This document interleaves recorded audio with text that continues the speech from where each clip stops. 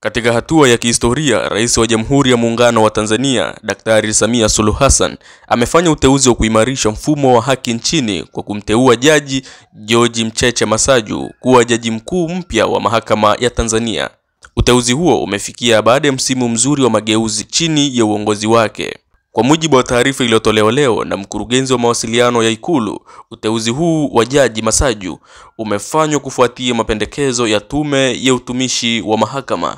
Jaji Masaju, ambaye amekuwa akihudumu katika Mahakama ya Rufani, anachukuliwa kuwa mtaalamu makini mwenye uzoefu wa miaka mingi katika utendaji wa haki. Katika hotuba yake, Rais Samia Suluhu Hassan ameeleza matarajio makubwa kwa Jaji Masaju, akisema uteuzi huo ni chachu ya kuhakikisha utoaji wa haki unakuwa wa haraka, huru na unaong'ang'ana na viwango vya kitaifa na kimataifa.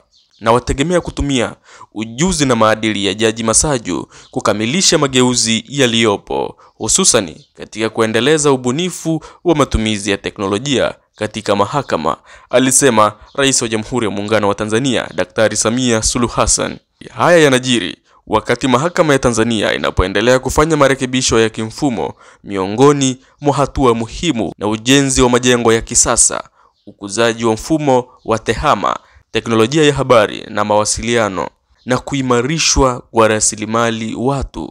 Wakati Rais Samia Suluhu Hassan akiendelea kuhimiza uwekezaji wa misingi ya uwazi, uadilifu na haki bila upendeleo, kiongozi huyu mpya wa mahakama ataapishwa rasmi Jumatano ijayo, tarehe 18 Juni 2025 katika Ikulu ya Dar es Salaam. Tukio hilo litashuhudia uwajibikaji mkubwa wa Jaji Masaju katika kusimamia maadili ya kitaaluma na ufanisi wa mahakama ya Tanzania. Katika mazingira haya yenye hamasa ya mageuzi, uteuzi wa Jaji Masaju inatajwa kuwa ni muongezeko wa nguvu katika jitihada za kuboresha utendaji kazi wa mahakama, hivyo kuongeza imani ya wananchi kwa mfumo wa haki. Kwa kuhitimisha, uteuzi huu unaashiria dhamira thabiti ya Rais Samia Suluhu Hassan katika kupata majaji bora zaidi, walio na sifa, weledi na maono ya kuendeleza mfumo wa haki unaowajibika na unaoinuka juu ya vigezo vya kimataifa na uwe na mvuto kwa jamii hiyo. Na hii ni Erasmi TV.